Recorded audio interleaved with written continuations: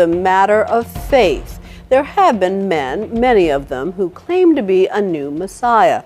And tonight we're going to meet 3 of them, including one in the faraway Philippines who has amassed a flock, he says, numbers in the millions. Poor people who give what little they have to the man they believe is the second coming of Jesus. Bill Weir journeyed there to meet him.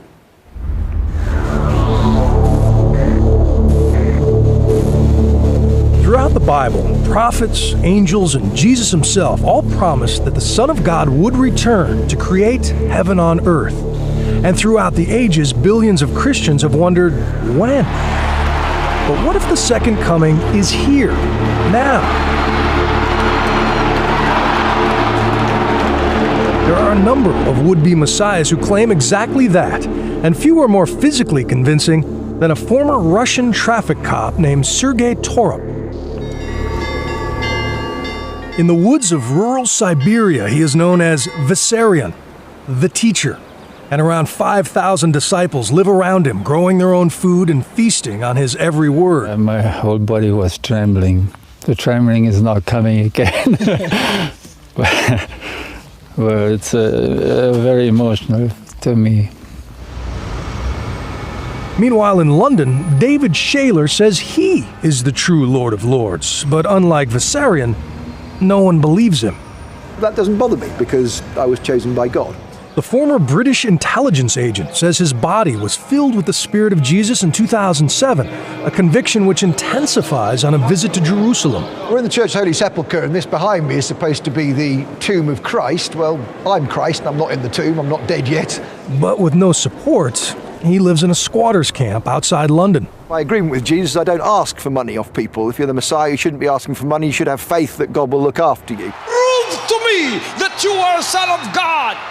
But that is not a sentiment shared by Pastor Apollo Quiboloy, the most successful of the world's self-labeled saviors. The official coming of the Son of God was in April 13, 2005.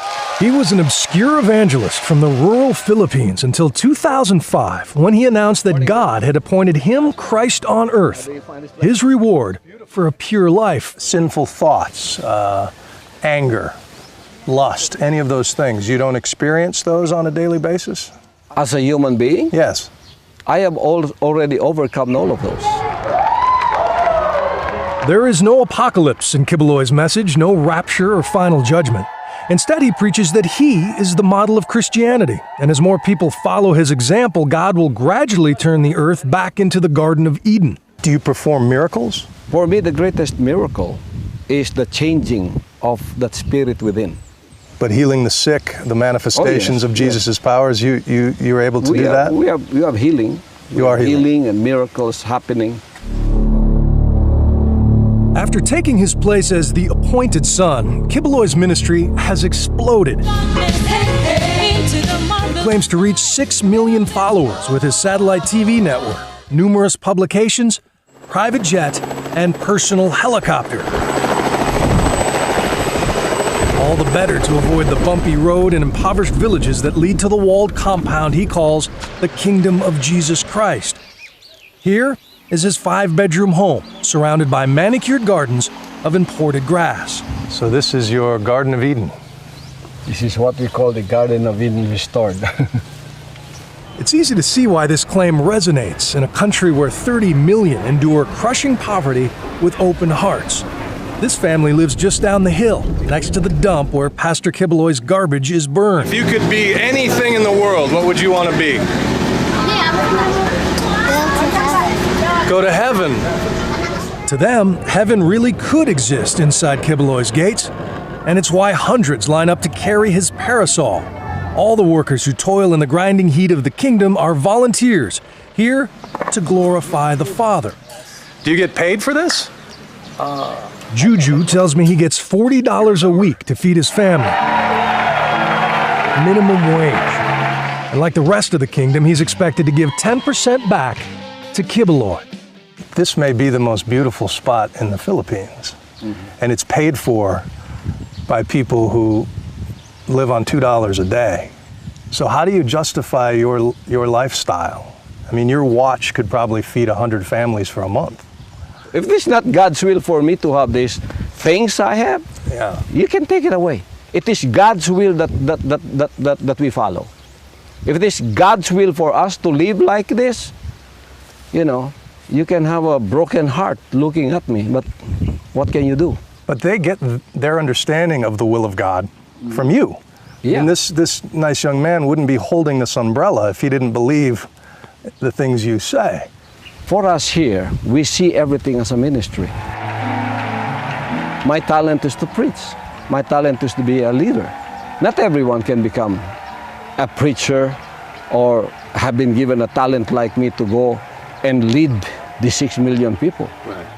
But Jesus, when he walked the earth, according to the Bible, lived among lepers and prostitutes. I live among them.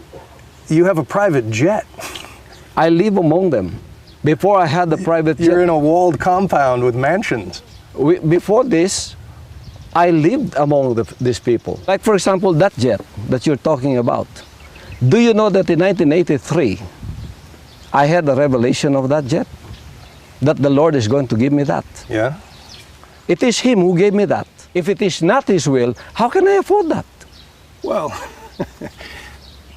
Kibeloy has been accused of kidnapping and brainwashing by the parents of at least one of his followers, but he was never charged. He insists that anyone is free to leave his flock and seal their fate for eternity. will they go to hell? It's up to them. They know that. So that's your will, you know. If you want to go to hell, no one will stop you. If you want to go to heaven and follow this way, no one will stop you too. Come work with you. Yeah. There are three possibilities here. You are either the Son of God, or you're delusional, or you're a very successful con man. I respect your point of view. But I resent what you said that your followers will say, I'm a con man with a speaking ability that I've tried to con people. That is not who I am. I'm not trying to con people. I am speaking the truth. Skepticism is a cross all modern messiahs must bear. In Siberia, Vissarion has also been accused of mind control, but there's not enough evidence to try him. And David Shaler? Well, there are fewer legal headaches for prophets without followers, but still plenty of moments to bring a so-called Son of God back to earth. Do you think you're Jesus? Sorry? Are you Jesus? I am Jesus, yes. No, you're not. I'm Bill Weir for Nightline in Davao, Philippines. Can we have some quiet? No shortage of skeptics, no shortage of believers. The Second Coming premieres next Wednesday on the National Geographic Channel.